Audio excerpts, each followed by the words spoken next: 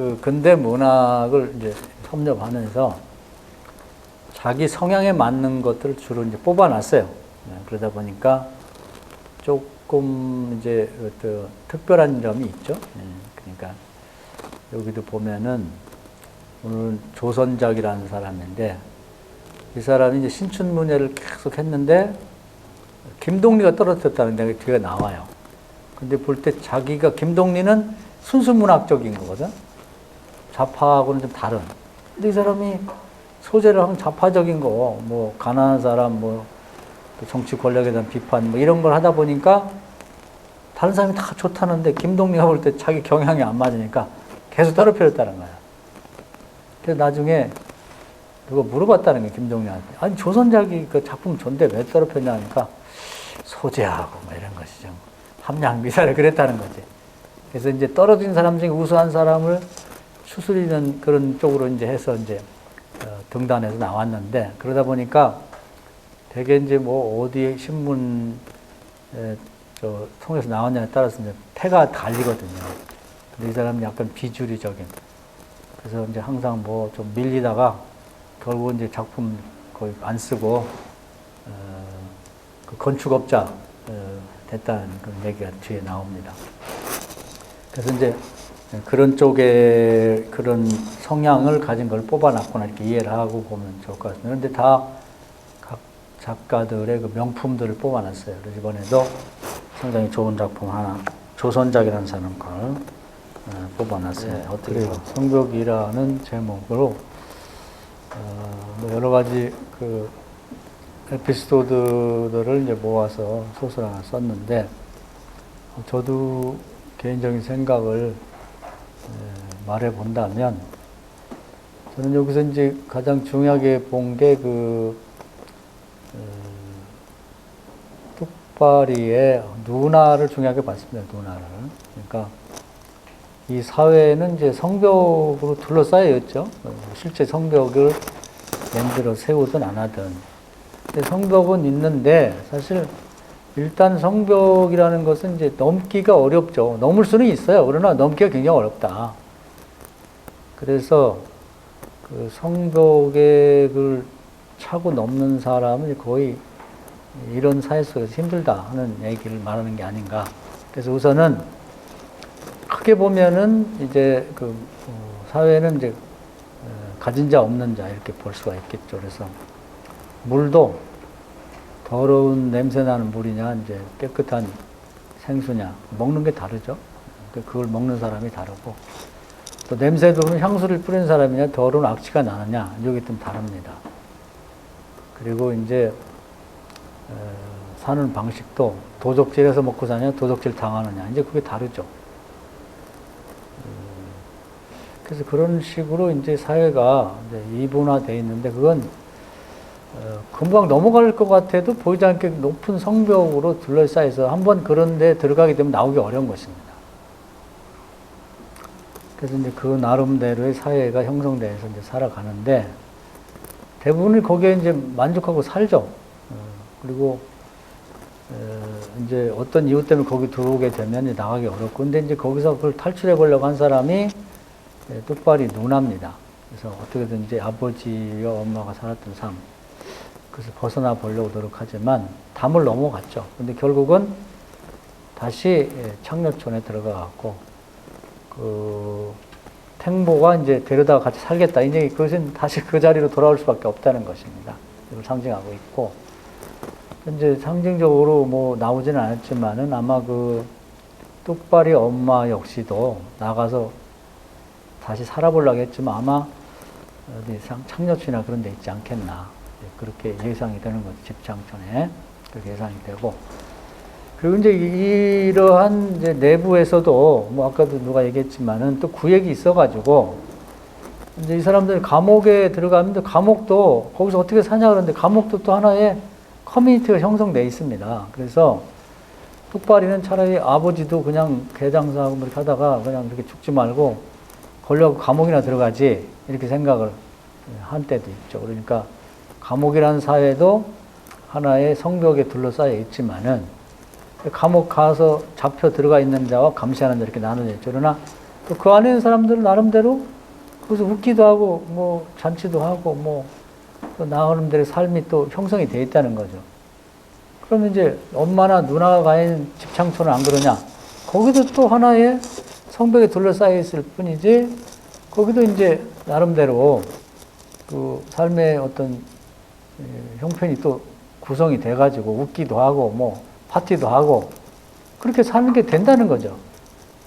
그래서 세상은 이게 여러 성벽으로 이렇게 둘러싸이는데 일단 거기에 들어가게 되면은 그걸 넘기는 굉장히 어렵다.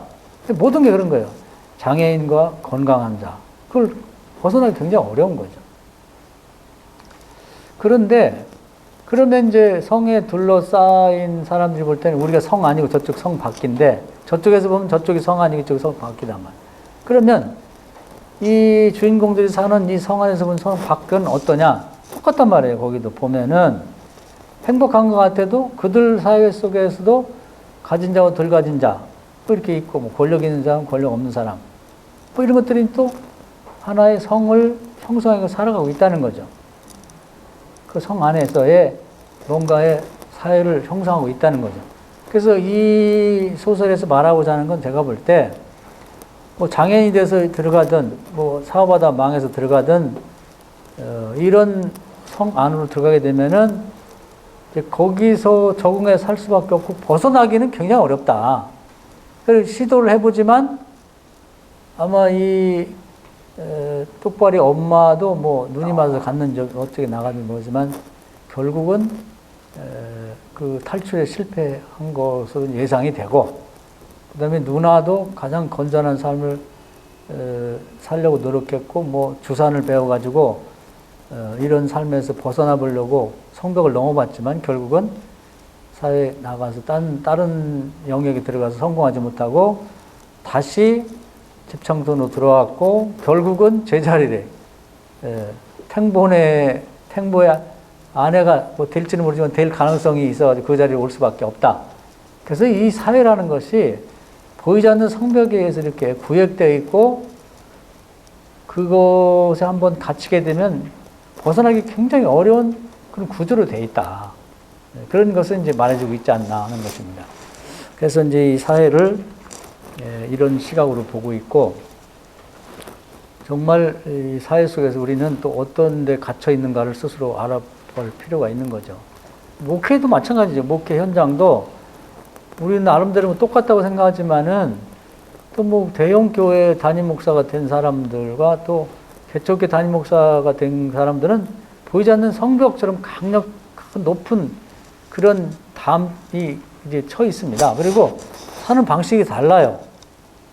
뭐 대형 교회들은 뭐 가더라도 이제 또 바꿔가고 그러면서 다 그 사람들이 뭐 노는 방식이 다르죠. 외국 가서 골프 치고 놀고 뭐 방송국에 나가서 다 장악하고 뭐 모든 것을 자기들끼리 이렇게 하는 방식이 있고 또 그렇지 않은 사람들도 모여가지고 뭐 족구하고 뭐 이렇게 노는 방식이 다 달라요.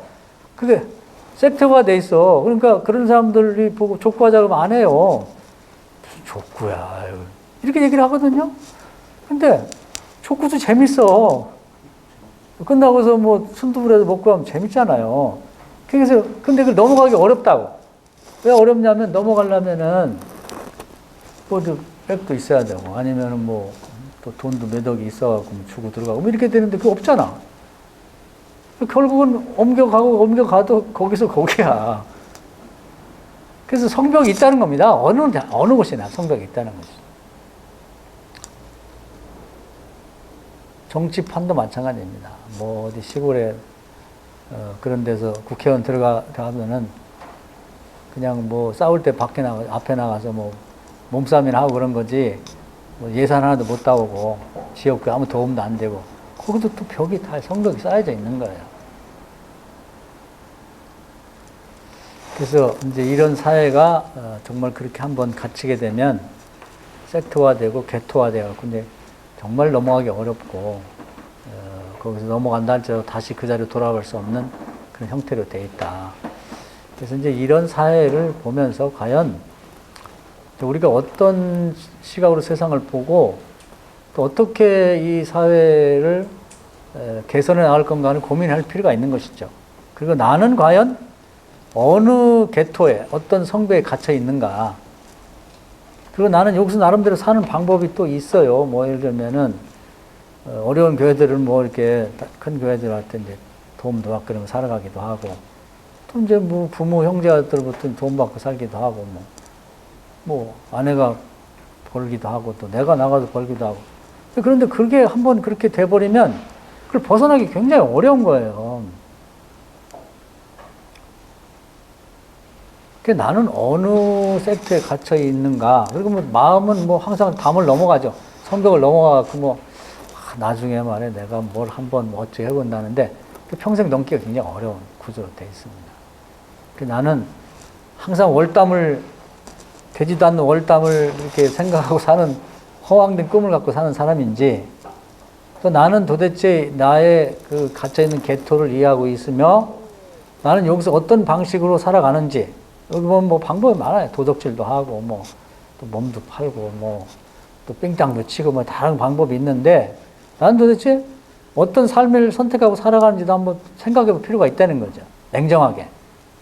그런 의미에서 이제 이 소설은 작지만은 우리 사회 전반을 또 이렇게 잘 보여주고 있고, 또 그것이 다 필요합니다. 뭐 요즘 오늘 스피노자를 생각해 보면 그런 계토들, 그런 성들이 모여서 어떤 사회의 경향성을 만드는 거죠. 그 나라의 경향성도 만들고. 그런 사회를 뭐 들여다보게 하는, 현미경 들여다보듯이 그런 점이 있고, 그 다음에 이제 주제라고 생각하면 이걸 넘어가기는 정말 어렵다. 그것은 이제 누나가 보여주고 있고, 아마 그 누나를 통해서 그 엄마도 결국 넘어가지 못하고, 어딘가에 또 다른 곳에서 아마 그 성벽에 갇혀서 또 무슨 나름대로의 방법을 찾아 살고 있지 않겠나, 그런 것을 보여주고 있는 것 같습니다. 여기까지 박수.